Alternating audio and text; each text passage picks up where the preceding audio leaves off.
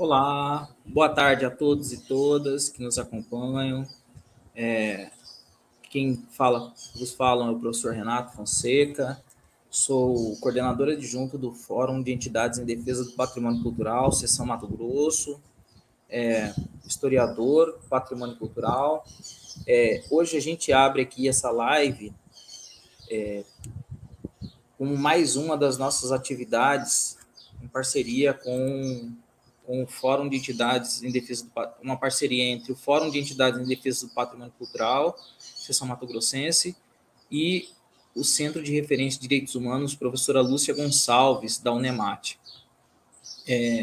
Hoje é a nossa quarta live, que traz aí como proposta, né, apreciarmos aí o lançamento do livro Temas em Direitos Humanos e Atualidades. Esse trabalho ele vem aí de um conjunto de reflexões, traz aí autores do livro que vão apresentar um pouco da proposta dos trabalhos realizados, que também é resultado de projetos de pesquisa e extensão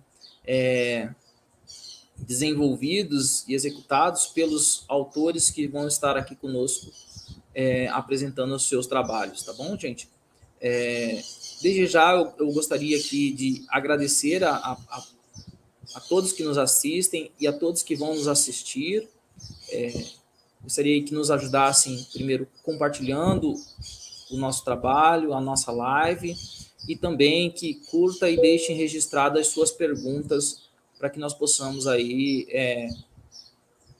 problematizar os temas, trazer novas questões.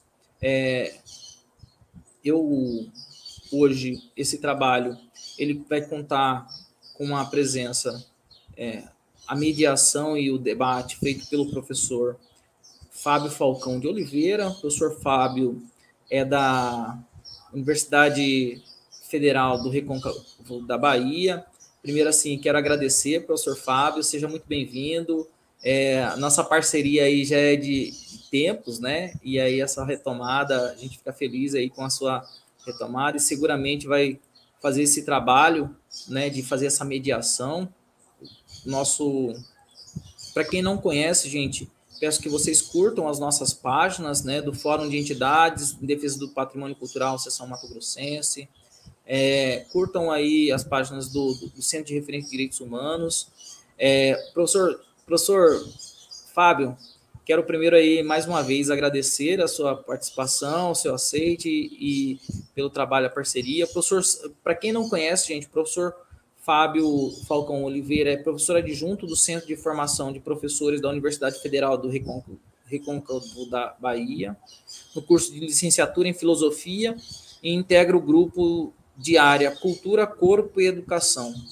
Ele tem doutoramento em Educação pela Universidade Federal de São Carlos, que segue a linha de pesquisa em História, Sociologia e Filosofia da Educação, com perspectiva em Educação Colonial em geral, focalizando em Alexandre de Gusmão, fundador do Seminário de Belém. O projeto de doutoramento, que foi concluído no ano de 2014, teve como responsável, orientador e pesquisador Dr. Amarílio Ferreira Júnior.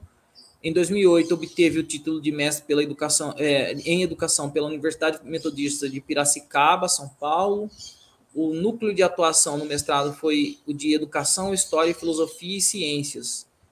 O orientador orientador para a obtenção de título de mestre em História e Educação foi o Dr. José Maria de Paiva. Também possui licenciatura em Filosofia pela Universidade Metodista de Piracicaba. Além disso, atua com filosofia clássica, medieval, moderna e contemporânea e pesquisa áreas das religiões centrado no cristianismo e suas influências pagãs. Hoje participa dos seguintes grupos de pesquisa: do Núcleo de Pesquisa e Extensão em Filosofia, no PEF, do curso de Filosofia da UFRB, do CRICA, Criar para Crianças, Núcleos de Estudos das Artes e Culturas da e para a Infância, da UFRB também, Estudos de Cultura e da Literatura Comparada da Unemat, responsável professor Aguinaldo Silva, do GPET, né, Grupo de Pesquisa, de Estudo e Pesquisa em Educação, Tecnologia e Inovação, também na Unemate. Foi professor da rede pública em São Paulo, lecionou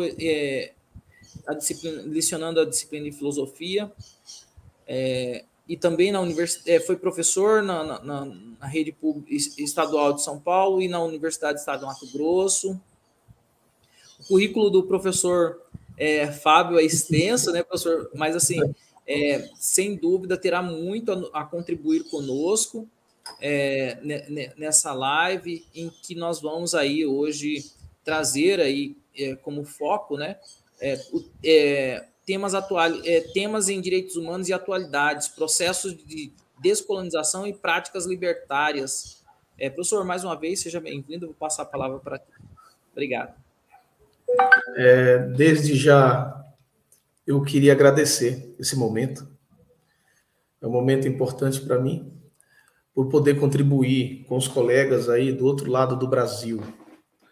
Um Brasil que eu digo que é esquecido pelos nossos governantes, né?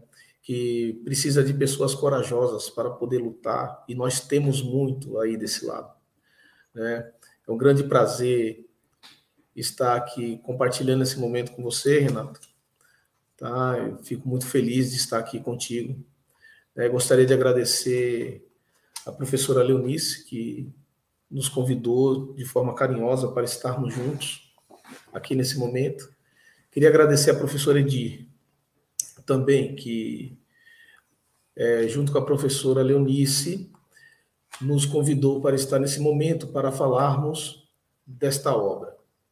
Mas, antes de qualquer coisa, eu gostaria de alertar ao que tem acontecido ao Brasil, né? Esse desmonte da República Brasileira, que o governo atual anda e se esforça para tentar destruir, tá? As políticas públicas, a educação, a área da saúde, a segurança, e o corte.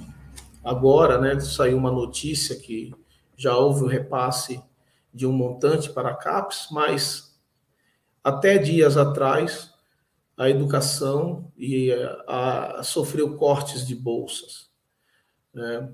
E é interessante pensar nisso, porque quando pensamos, né, no que a CAPES sofreu, nós estamos presenciando uma prática autoritária contra a educação e as diversas áreas do Brasil, principalmente contra a educação. Quando se desmonta uma nação, se inicia pela educação. Se inicia na prática da sabotagem daqueles que futuramente vão educar a nação. Então, eu queria chamar a atenção para a prática do desgoverno que anda acontecendo no nosso país. Tá? E nesse momento eu gostaria de dar início para falar sobre a obra, né? Como a professora Edir acabou de falar, como a obra é atual. Temas em direitos humanos e atualidades. Essa é uma obra que foi uma parceria daqui do UPF, né, com o Centro de Direitos Humanos, tá? Onde tínhamos como finalidade tentar apresentar as pesquisas de diversos pesquisadores, de forma geral. Então, quando penso no Brasil e nos dias atuais, devemos lembrar que nunca existiu tanto entraves ou contra a ciência como há nos nossos dias. E tudo isso nos leva a pensar, nos leva a tentar entender e perceber que há necessidade de pensarmos no tema dos direitos humanos. Então, para isso, é necessário que se produza, que se escreva. Mas produzir uma obra não é fácil. Por mais simples que pareça, não é fácil. Porque a partir do momento que um autor produz algo, ele está produzindo a sua reflexão, a sua relação com as pessoas, a forma como ele vê o mundo, a forma como ele se depara com a prática do dia a dia. Então, a prática da escrita é uma forma de confecção, ao meu ver. É uma vida de estudos, é a dedicação de um pesquisador a um caminho, a um único caminho, traçado por ele, almejado por ele, pensado por ele. Tá? Então, temas em direitos humanos e atualidade, processos de descolonização e práticas libertárias, que é esta obra que tento apresentar aos colegas, caminha neste contexto, sabe? Ela tenta apresentar essa fabricação de cada ser humano presente, aqui com seus capítulos, que almeja uma ação que prepara as pessoas para o tema de direitos humanos. E são diversos capítulos com títulos interessantes, propostas interessantes, que caminha para a experiência de campo do direito humano e educação, tá, na atualidade brasileira. E nesse momento, eu gostaria de agradecer a editora Zume, que de forma carinhosa, prestativa, fez o convite para a confecção desta obra e deu todos os recursos. Nenhum dos pesquisadores aqui presentes desembolsou um centavo. A editora arcou com todos os custos, porque ela percebeu a necessidade do tema. Tá? Então, aqui eu deixo presente o meu agradecimento, primeiramente à editora Zume, que de forma carinhosa, né, recebeu a proposta, fez o convite, recebeu a proposta e publicou a proposta. E também eu gostaria de agradecer os autores que participaram desta obra, que de forma empolgante também escreveram seus capítulos. Aqui o primeiro capítulo foi escrito pelos autores Edir A. de Almeida, Ana C. S. Borges, né, Lucênio Rosa da Silva Júnior e Nádia Patrícia Silva Borges, que escrevem o capítulo Sustentabilidade, Preservação dos Saberes Ancestrais, Inovação Social, reflexão sobre os significados e perspectivas dos projetos de pesquisa e extensão desenvolvidos durante a pandemia junto aos povos e às comunidades tradicionais do Mato Grosso. Nesse capítulo, os autores acabam monitorando o controle do combate à Covid-19, né? A socioeconomia solidária, acaba trabalhando as questões do ensino superior, as demandas das comunidades tradicionais do Mato Grosso em meio à pandemia. É interessante pensar nesse capítulo, porque é uma pesquisa que precisou de fôlego para a sua execução, buscando entender a implementação de uma prática libertária em meio às comunidades tradicionais. Isto é, de que maneira ou de que forma o ser humano daquelas comunidades estava lidando com todas as questões que estavam acontecendo no Brasil nesses últimos anos. Tá? E aí os temas dos direitos humanos, direitos dos povos tradicionais, das comunidades tradicionais, acabam surgindo. Tá? É um capítulo extremamente instigante. O segundo capítulo é um projeto de pesquisa de Luiz Felipe Souza Curvo, que acaba apresentando uma investigação chamada Velho que Morre, Biblioteca que Arde. Então, ele acaba tentando apresentar de que forma a pandemia ameaçava a preservação das memórias dos povos indígenas e o papel das bibliotecas e dos museus. Tá? O próprio título, ao meu ver, acaba diz respeito a isso, né? E o Felipe, eu conheço, é meu amigo, ele é um pesquisador jovem, mas extremamente empolgado com o seu tema, mas ele tem uma experiência excepcional no campo da biblioteconomia, tá? Aonde é a sua formação, que é nesta área, e ele, de forma audaciosa, ele organiza uma pesquisa que nos ajuda a compreender como as culturas ameríndias, em geral, estão ameaçadas pelo Covid-19 no Brasil, né? O terceiro capítulo é o conceito de mediação em Vygotsky e sua aplicação na construção do conhecimento, tá? Esse capítulo foi escrito pelo professor Ismael Forte Valentim, que é reitor da Universidade Metodista de Piracicaba. Apresenta uma pesquisa que demonstra como os gestores planejam suas atividades pedagógicas, suas relações com os professores, bem como a compreensão deles acerca de algumas ações educativas. Então, ele acaba demonstrando, né, qual é a visão de Vygotsky nessa perspectiva e de que maneira as relações sociais podem ser feitas. Tá? No quinto capítulo, Filosofia e Educação, refletindo sobre a composição do colonialismo moderno, né? O autor, que é o Fábio Falcão Oliveira, né? que vos fala aqui, eu tento mostrar, e de forma bem rápida irei falar isso, a possibilidade de uma análise filosófica que tenta vislumbrar uma crítica à colonialidade moderna e de que maneira cada autor acaba pensando nesse tema. Tá?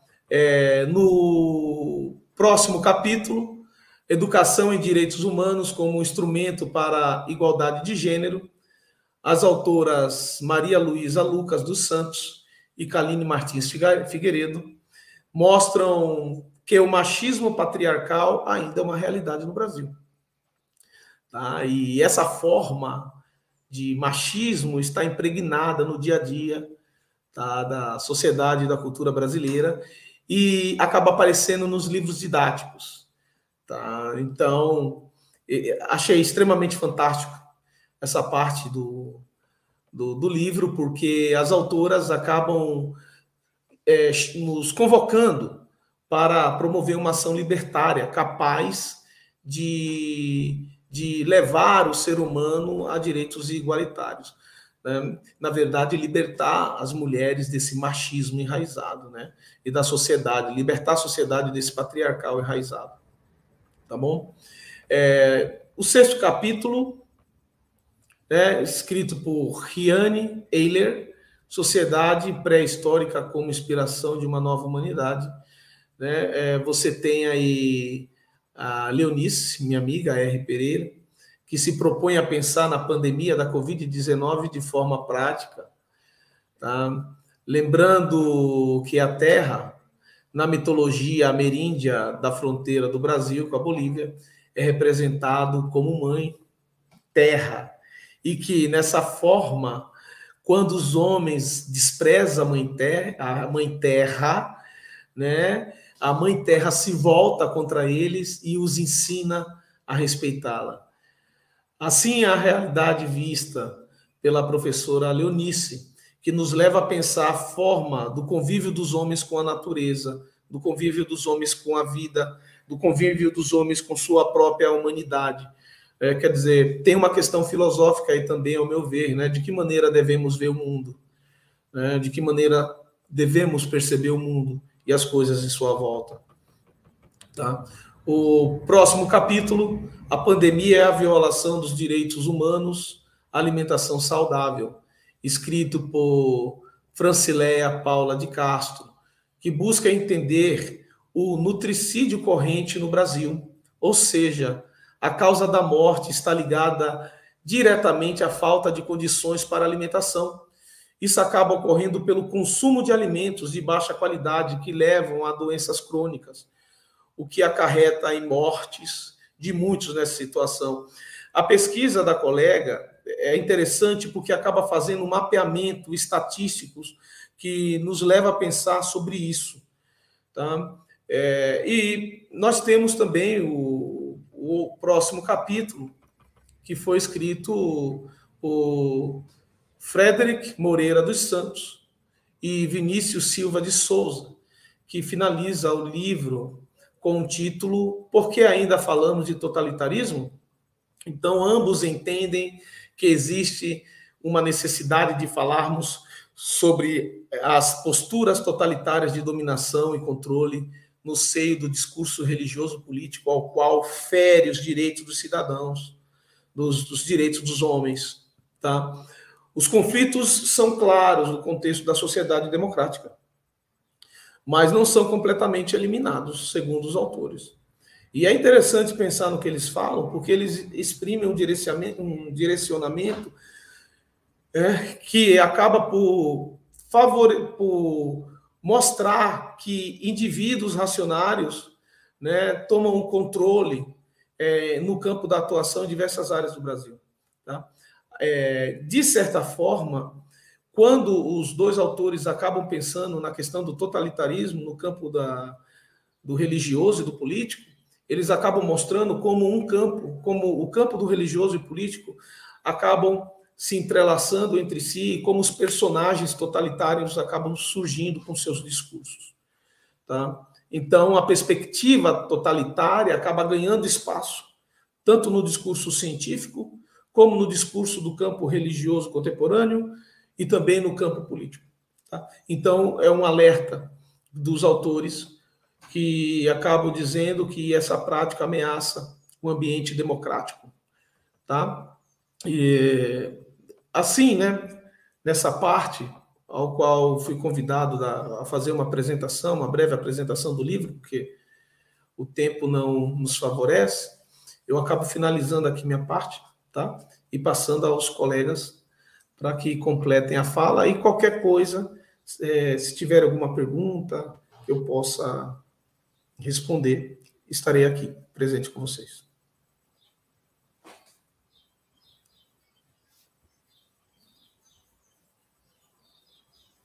Professor Fábio, eu agradeço a sua fala, essa apresentação, né? Você tem aí o roteiro? O roteiro você pode encontrar no livro em questão. O roteiro Sim. Para chamar com a ordem das falas, e aí tem lá apresentando os autores. Eu vou deixar vamos lá. Eu acabei fazendo a apresentação do livro, né? Peço desculpas aqui, tá, aos colegas. Nós temos aqui, agora vou chamar a doutora Leonice, tá, doutora, para poder falar aí. Eu tentei ser o mais breve possível, tá, porque eu estou aqui como mediador e debatedor, eu acabei esquecendo dessa parte. Tá? Então, nesse momento, eu vou chamar a doutora Leonice para poder falar o seu capítulo, tá, que se encontra no livro, e logo depois nós damos sequência aos colegas. Pode ser? 12 minutos cada colega.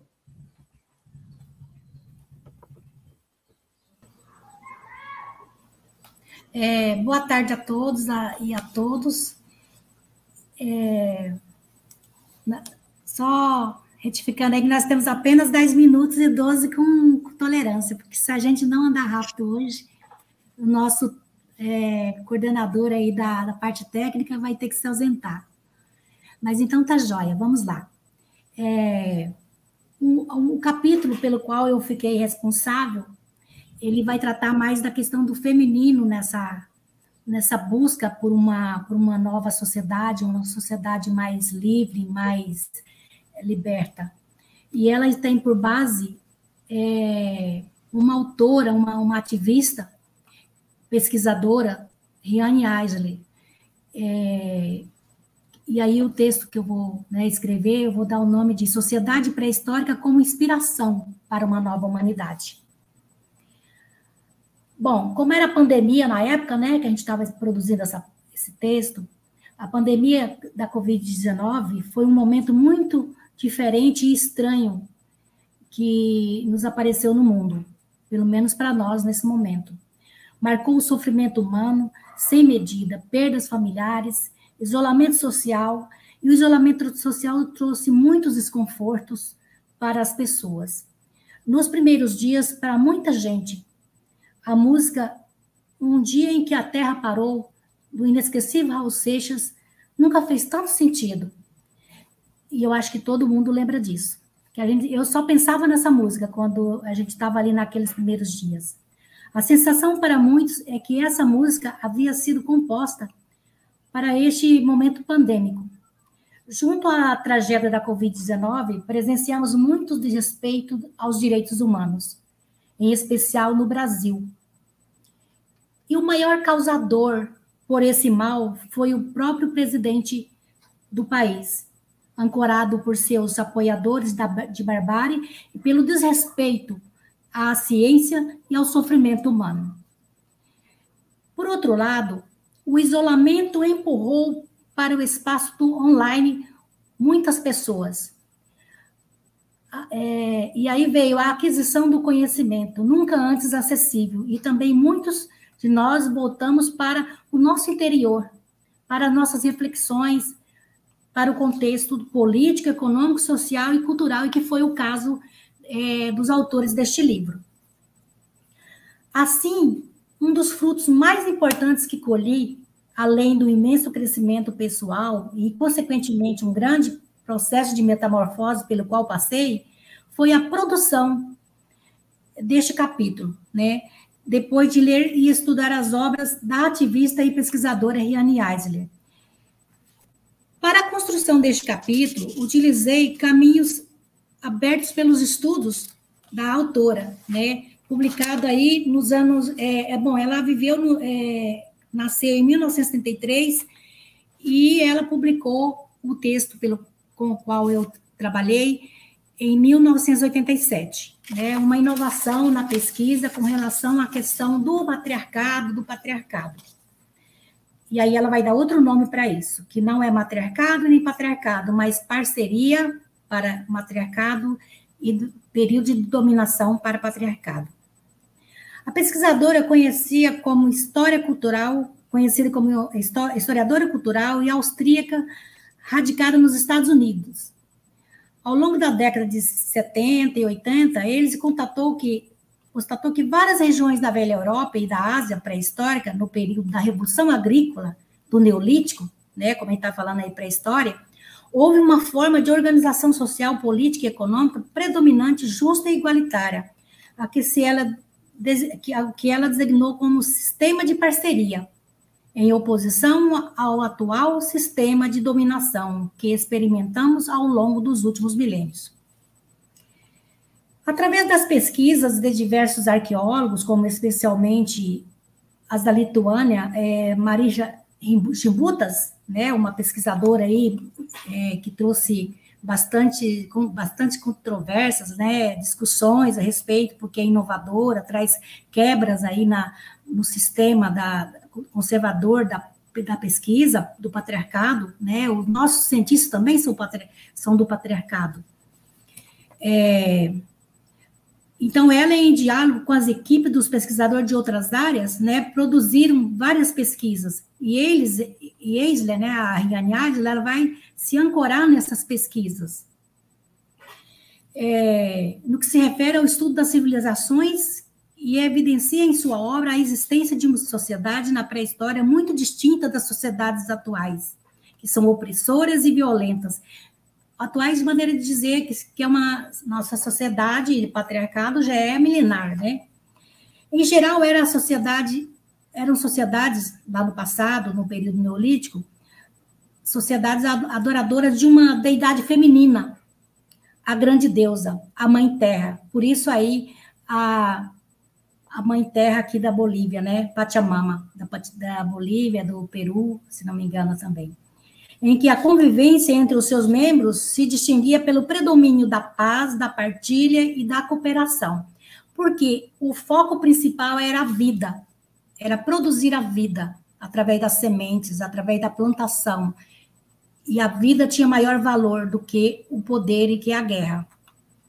Entendo que o estudo do mundo da pré-história, na perspectiva apontada pela Riane, servirá de inspiração para a base da construção desses novos caminhos, de uma sociedade de parceria para o nosso futuro, para o futuro da humanidade e da nossa casa comum, a Mãe Terra, como diz aí o nosso Leonardo Boff.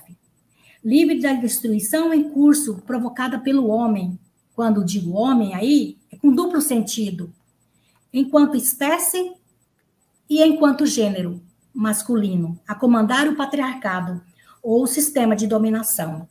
O patriarcado, além de limitar e apagar a força da mulher, impede muitos outros grupos e classe social de se manifestar e exercer o potencial de sabedoria. Homens e mulheres encerrados no limite da escravidão, do trabalho mal remunerado, no racismo, da misoginia, da homofobia, da xenofobia. Quantos seres foram impedidos de exercerem seu potencial, até os animais, viu, gente? A que veio neste planeta, em decorrência dos quesitos do sistema de dominação. E isso prejudicou não só quem sofreu algum tipo de preconceito ou perseguição, mas toda a humanidade perdeu com isso. A humanidade torna-se muito maior e melhor avançada se num outro patamar de evolução e riqueza de vida, se pudéssemos todos, sem exceção, conseguirmos manifestar nossos potenciais de grandeza humana em face da Terra.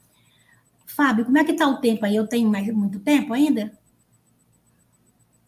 Você tem 1 minuto, doutora. Então, a volta de um novo sistema de parceria, de cuidado com o outro, igualdade e equidade, nos traria uma situação de total bem-viver. Os homens, enquanto espécie humana e gênero, voltados para o que decididamente importa para a vida, olhariam menos para as futilidades e desfocariam do seu ego, do ter, das aparências, das paixões pelo poder que compõem o cenário do capitalismo atual. E assim correriam o risco de cumprirem o seu papel, a que vieram aqui. Urgentemente é necessário salvar o ser humano, para que toda a vida seja salva no planeta.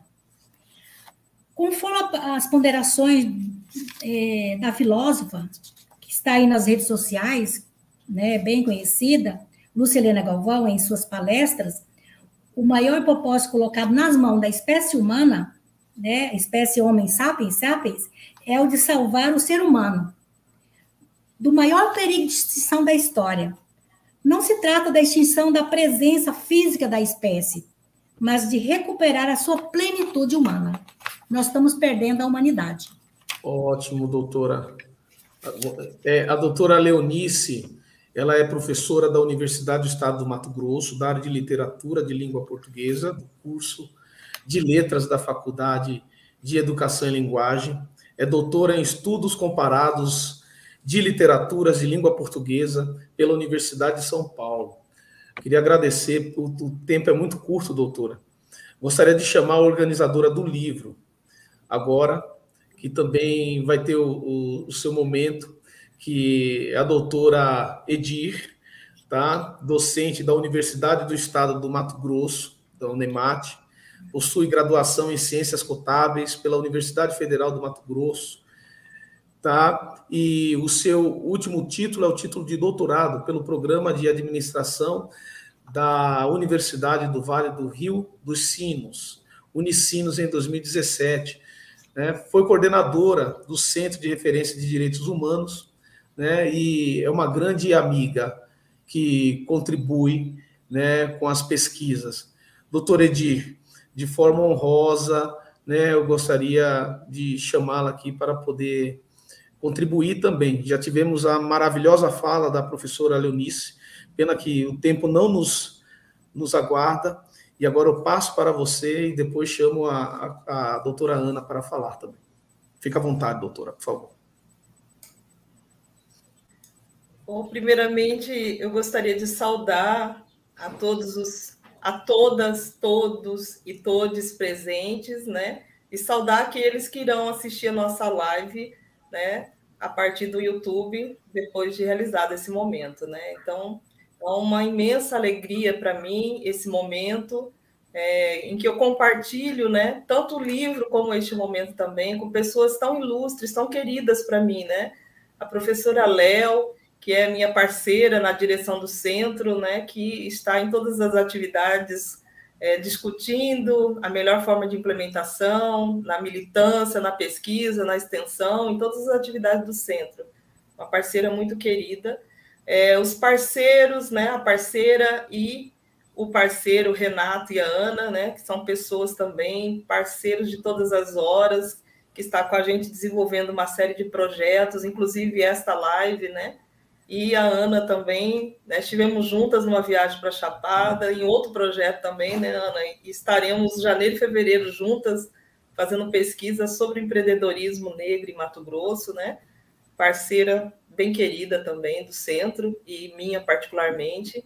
E o professor Fábio, com o qual eu tive a honra de compartilhar também angústias, né, militância, pesquisa também, no centro, no momento em que ele era interino da Unemate, e essa parceria continuou, né, mesmo ele estando distante geograficamente, né, mas não estamos distante nas atividades, né, Fábio? É um prazer muito grande estar aqui com vocês, né, e para falar desse livro, que é um livro tão caro para nós, né? E o Fábio já comentou, né, colega? Você já comentou sobre os autores, sobre o conteúdo. Eu quero fazer uma fala no seguinte sentido, né? Do significado desse livro para nós, né? O que ele representa nesse momento, né? Nós começamos a desenhar esse livro, esboçar em 2020, né? E nós lançamos esse ano, né? Justamente num período, né, que a gente, vulgarmente, a gente tem chamado de período de trevas, né? É um período de ataque à democracia, como bem colocado pelo Fábio, pela professora Léo também. E o que para nós, né, o que nós queremos, né, manifestar, o que nós queremos dizer com um livro que tem esse conteúdo, que tem essa forma, que tem essa inspiração, que tem essa essência, né? Primeiro, a gente quis mostrar que a universidade ela precisa cumprir o seu papel, né? Nós, quase todos aqui, somos professores da universidade, se não somos, né? Somos pesquisadores, né? Que sistematizamos, refletimos sobre essa realidade, né? E é um papel muito importante, né? Porque a própria universidade, quando ela faz isso, ela faz esse recorte num tema que não foi privilegiado por esse atual governo, afinal, a universidade ela foi sucateada, né? E as esparcas verbas que houveram nesse governo foi apenas para a área de tecnologia que tinha algum, vamos dizer assim, que tinha algum interesse, né, comercial, né? Então, esses temas ligados a humanidades, né, eles foram relegados à sua própria sorte, né? Ficaram no cantinho da sala, sem verba, sem nenhuma possibilidade. Então, a própria escolha por esse tema já é uma atitude nossa de resistência, de luta, né? Por a gente adotar, nós termos a coragem de falar sobre isso, sem recurso, né? Sem apoio institucional, muitas vezes, né? Em muitas universidades ocorreu isso. Então, antes de tudo, é um sinal de resistência nossa enquanto pesquisadores, né? E relatar e sistematizar isso é um dever muito grande que a universidade tem, né? É a responsabilidade social que as universidades deveriam ter, né? De produzir conhecimento sobre uma realidade que comercialmente não se há interesse, né? Mas é a nossa obrigação. Então, sistematizar esses conhecimentos, sistematizar a luta e a resistência desses grupos sociais nos coloca no patamar, eu acho, de dignidade, de humanidade, né? Enquanto, lembrando do pacto estabelecido pelas universidades, né? De promover a cultura da paz e direitos humanos. Então, eu penso que as nossas universidades elas têm cumprido esse papel, né? Por outro lado, outro significado importante que a gente vê também é o papel da esperança, né? Quando a gente fala de resistência, nós também estamos falando de esperança. O livro não traz só denúncias, né? Quando a gente fala de resistência também, nós estamos falando de resistência enquanto também pesquisadores, né, que adotamos epistemologias não eurocêntricas, né? A gente adota metodologias que têm a ver com a nossa realidade, são metodologias contra-hegemônicas, né? Então, eu acredito que isso também tem que ser destacado no nosso livro, né? A nossa metodologia, que é contrária às metodologias impostas, né? Pelo colonialismo, né? Metodológico, científico. Então, tem esse significado também. A nossa produção, a nossa metodologia, a nossa forma de escrever, tudo isso ele vem lastrado com esse posicionamento político nosso, né? Então, eu acredito que a gente tem essa postura diferenciada, né? A gente não faz um ode ao capitalismo, né? A essas formas tradicionais de pensar. A gente pensa no bem viver, né? No bem viver das comunidades, a gente pensa em alternativas, né? E quando a gente discute o efeito da pandemia, a gente está olhando sobre esse ponto de vista, né? Esse ponto de vista a partir das comunidades que tiveram seus direitos violados também, né? Então, isso é esperança também, porque a gente vê nos relatos e em cada capítulo também, nós, autores e pesquisadores, trazendo teóricos que nos ajudem a essas reflexões, né? Que nos ajudam a entender a pesquisa, a realidade, a partir, né, das pessoas que tiveram seus direitos violados, dos grupos sociais que resistem, né? Então, eu acho que é importante destacar isso. A metodologia que a gente utiliza, que empresta os teóricos, né, o conhecimento, o arcabouço teórico, né, desses autores mais avançados e que têm mais afinidade com a nossa forma de atuação. Então, para ser mais concreta nesse quesito, a gente pode falar do capítulo que nós desenvolvemos, eu e a Ana, né, onde nós começamos uma discussão das comunidades tradicionais, né? Qual é a especificidade, qual é a característica das comunidades tradicionais, né? E aí a gente começa a discutir que eles têm um vínculo profundo com a natureza, a gente começa a discutir a característica também intrínseca a eles de serem pessoas, de serem grupos sociais que não se dissociam da natureza, são guardiões de saberes pela própria característica delas, né? E que, como tais, quando a gente pensa em qualquer atividade de ensino, de pesquisa, de extensão ou de alternativa para a realidade de negligência, né? Porque, na verdade, eles sofrem pela negligência de políticas públicas por parte do Estado em qualquer esfera, né? Então, longe da gente abandonar esse campo de batalha, né? De lutar por direitos, né? Longe dos grupos abandonarem esse fronte. Mas, por outro lado, quando a gente pensa em ações, né, de segurança alimentar ou de qualquer outra atividade econômica com essas comunidades, a gente também tem que emprestar conhecimentos teóricos de autores que falam, né, como Singer e como tantos outros, que falam da estratégia da economia solidária também para essas comunidades que não coadunam com a mesma forma de pensar capitalista, né? Então, nós colocamos muito isso no nosso capítulo, né? Nosso capítulo desenhado a partir da nossa intervenção na realidade, pesquisa e extensão, e a gente relata sobre a utilização de metodologias, né? Sobre quais estratégias de economia solidária poderiam ser usados, né? Que fortaleça o protagonismo dessas comunidades na superação do seu problema econômico. Isso não significa que eles não tenham que continuar lutando por políticas públicas, né? Lutando junto a FUNAI e qualquer outro órgão de defesa dessas comunidades. Mas, no entanto, é possível que a gente também traga estratégias de economia solidária e bem viver para que a gente possa estimular o protagonismo dessas comunidades na superação dos seus problemas econômicos também, né? E que necessariamente não precisa ser nos moldes capitalistas. Nós podemos pensar em experiências como trocas, né?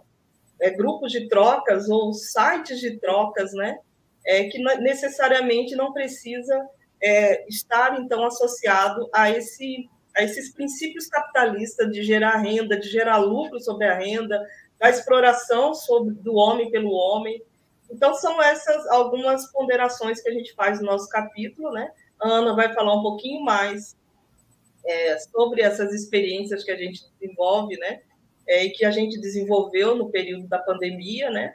Mas sempre com essa perspectiva, né? De pensar alternativas, né? A partir do protagonismo das próprias comunidades, né? E aí a gente remete para essa análise geral, né?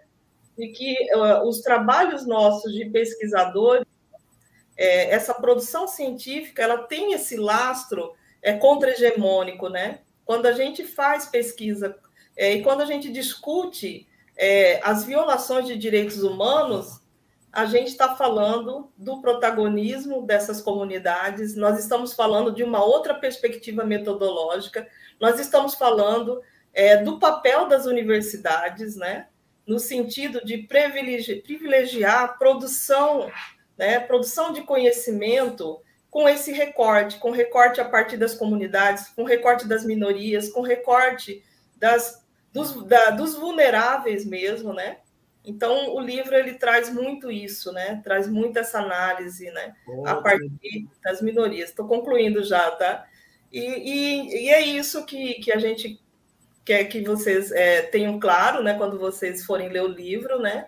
Que vocês vão encontrar esses militantes que trabalham, né?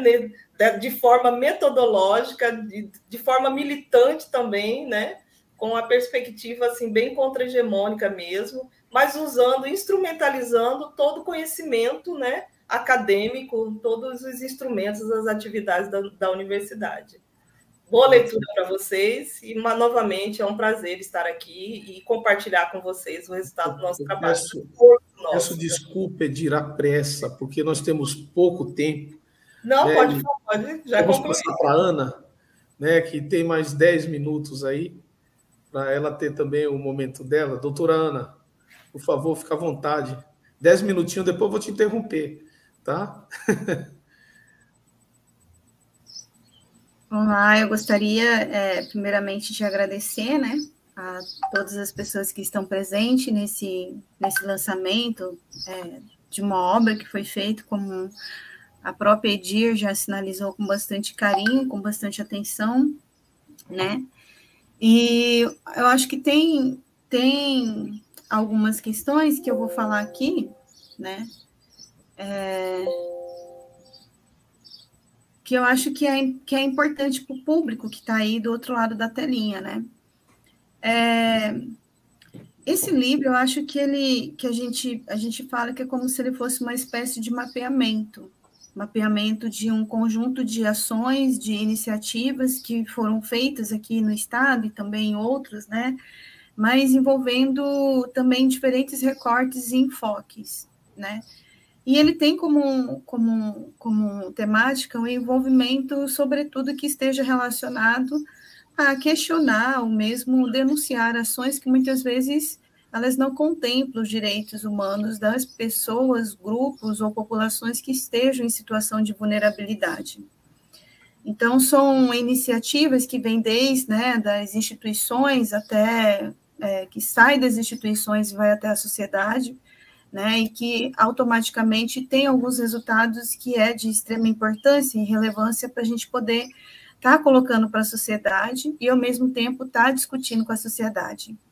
E o capítulo que eu e a Edir fizemos, ele vem muito nesse caminho também, né?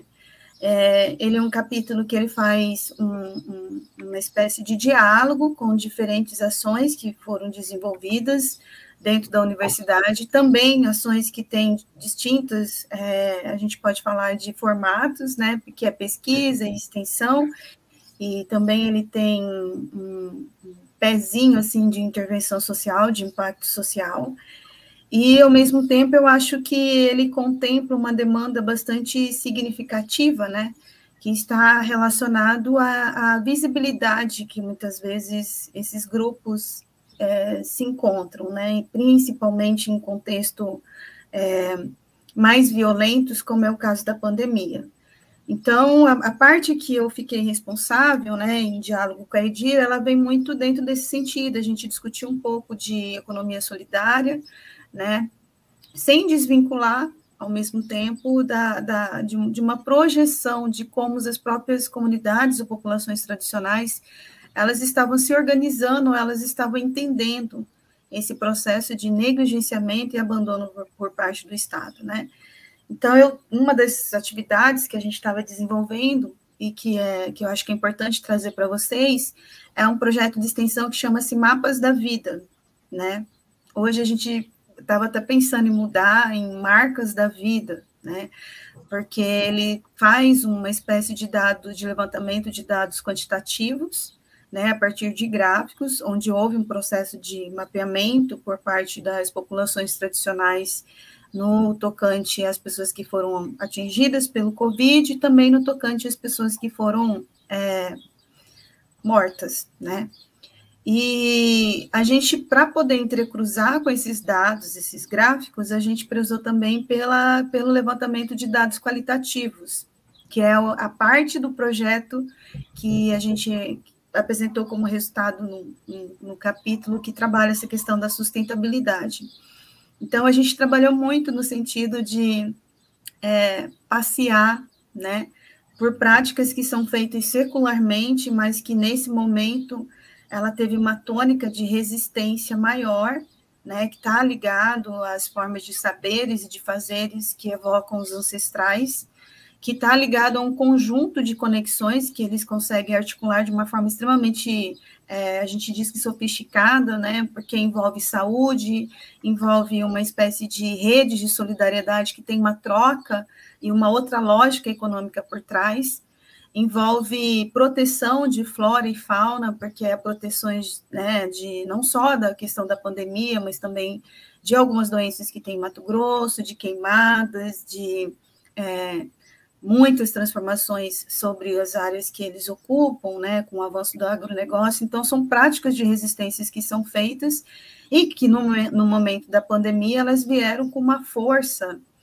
muito grande, a ponto de horizontalizar tipologias de populações tradicionais. Então, houve a construção de uma rede muito grande por parte deles, né, com um dos casos que a gente traz, o que aconteceu entre os Bacairi e os Bororos, né, que eles conseguiram pegar, assim, os Bacairi que têm muita experiência com queimada, eles conseguiram articular isso junto aos Boia-Bororo para poder diminuir o índice, né, de queimadas que teve no Pantanal. A gente sabe que em 2019, 2020, foram quase 80% do nosso bioma que, infelizmente, foi atingido.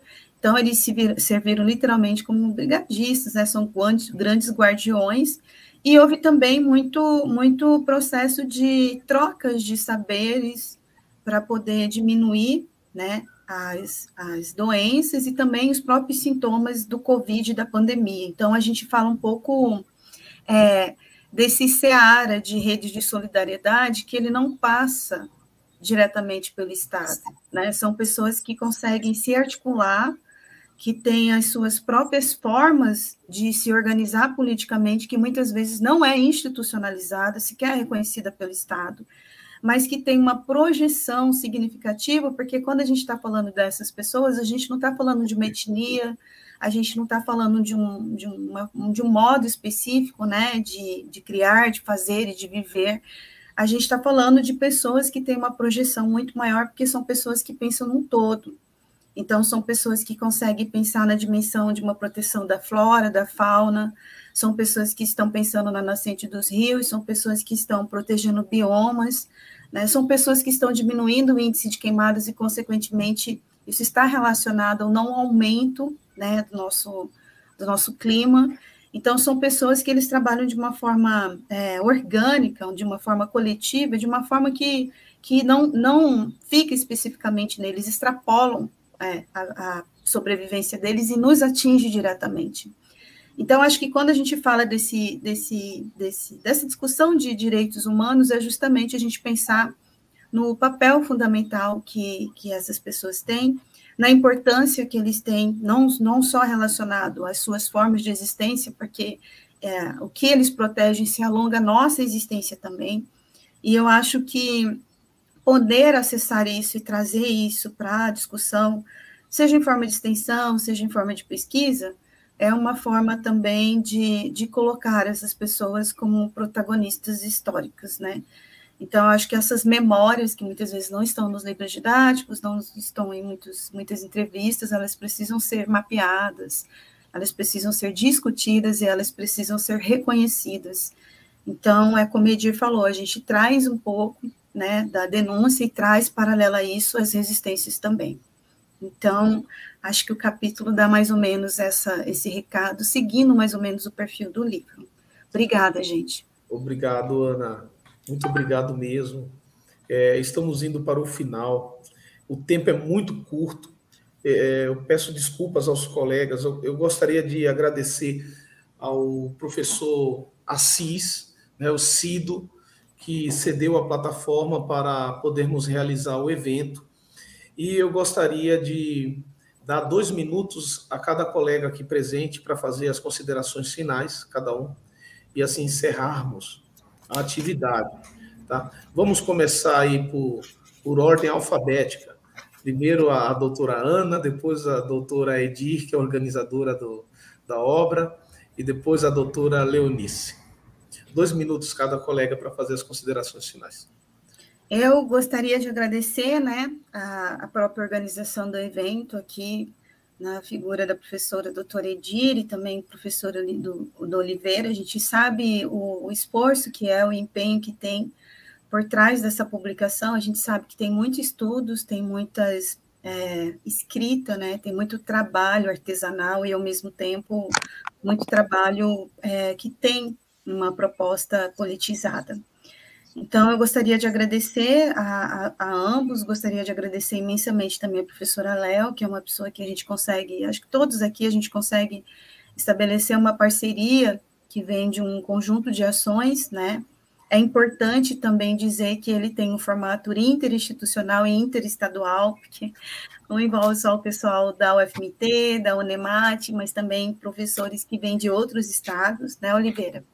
E dizer da importância, né, que essas parcerias, que essas ações, elas têm. Então, eu só deixo aqui o agradecimento e pedir ao público, né, para acessar, para ler, para divulgar, que é um material gratuito justamente para ser democrático e inclusivo. Obrigada. Ok, doutora Edir. O meu primeiro agradecimento, né, ao público que esteve com a gente, ao público que também vai assistir a gente depois, né, voltar a reforçar, né, a importância nossa enquanto universidade, né, para fazer, eu acho que essa escolha é uma escolha militante, é uma escolha política, né, falar sobre a temática de direitos humanos é uma escolha, e eu vejo, assim como a ciência ela protagonizou nesse período, né, com a vacina que salvou vidas, eu penso também que nós precisamos, enquanto ciência, enquanto pesquisadores das áreas de humanidades, eu acho que a gente vai ser, sim, um candeeiro, uma luz que vai mostrar a saída, que vai nortear também, que vai ajudar esse governo, né, e não só o governo, mas ajudar toda a sociedade a indicar o caminho, né, da justiça social, né, e da reconstituição desse Estado democrático e de direitos, né? Esse é o nosso papel enquanto produção de conhecimento, enquanto universidade, locus privilegiado, né? Como tantas outras pessoas, tantos autores e tanta gente propala, né? Se é a nós que tem esse conhecimento e cabe a nós isso, vamos exercer dignamente o nosso papel. Ótimo. Então, para finalizar, eu gostaria de lembrar de Clara Zetkin, do dia 20 de junho de 1923. Ela escreve um relatório ao 3º plenário do Comitê Executivo da Internacional Comunista. E nesse relatório, ela diz o seguinte, que o fascismo encara o proletariado como um inimigo excepcionalmente perigoso e amedrontador. O fascismo, ela é a expressão ofensiva, tá, da burguesia contra o proletariado. Acaba prejudicando a existência do proletariado enquanto classe. E o proletariado só se libertará com sua plena humanidade, superando o capitalismo quando combate o fascismo. Então, para nós, deixo essa mensagem. Devemos lutar contra toda forma de neofascismo que está se enraizando na nossa sociedade. E só assim alcançaremos libertação da classe trabalhadora. Então, desde já, eu agradeço a todos que estão aqui presentes, a todos os amigos. Por favor, doutora Léo. Eu só estava com medo de ser esquecida. Verdade, doutora Léo, perdoe. Nós estamos com tanta pressa. A hora, doutora, a hora está... Eu entendo. Assim, eu recomendo para a próxima live nós fazermos uma live mais extensa. Tipo, cada autor com um capítulo, para não ter essa pressa que acaba nos culminando, né?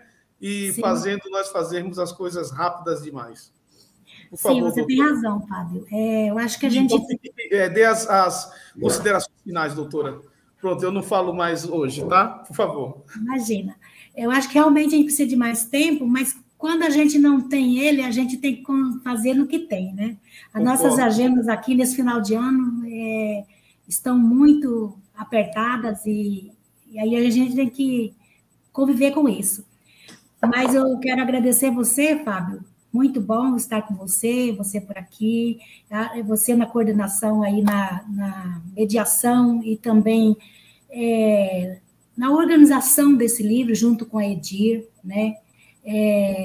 Eu acho que é um trabalho, assim, muito importante e que nos valoriza e também no sentido de trazer conhecimento mesmo, né, de importância para este momento bastante complexo que estamos vivendo hoje. E eu ainda não li o texto dos meus amigos, meus colegas, né? Mas eu vejo assim que, passando os olhos sobre os capítulos, eu fiquei com muita vontade de ler. E eu quero agradecer também a Ana, né, por toda a parceria dela conosco. A Ana está sempre junto com a gente, desde o ano passado. Eu fico muito feliz pela participação dela, sempre muita contribuição mesmo. E a gente tem aqui rápido, agradeço o Renato pela batalha, pelo trabalho duro aí, na correria, né? E aqui, em público, eu parabenizo ele aqui pelo pós-doutorado que ele vai fazer, né? Que ele passou. Eu fico muito feliz com isso também. E eu quero agradecer a todos os presentes aqui, né? A professora Ilma, se eu deixar alguém sem falar, o Cido, a Tassiane, a Cris, a Thaís, eu acho que o Carlos, através, né, da faculdade também, e assim vai, né? Tem várias pessoas aqui que estiveram presentes, estão presentes, e a gente agradece, pede desculpa pela correria, mas infelizmente ou felizmente a gente só teve isso mesmo para este momento. E num outro momento a gente faz uma coisa com mais folga, principalmente no começo de ano, né? Obrigada. Eu que peço mais uma vez desculpa, professora Léo. Eu estou ficando velho, professora, e muito ainda. E muito. Você não está entendendo, eu estou esquecendo de tudo. Tá? Imagina que está bem. Então, eu dou por encerrado essa sessão, agradeço a todos aqui presentes. Obrigado a todos. Obrigada.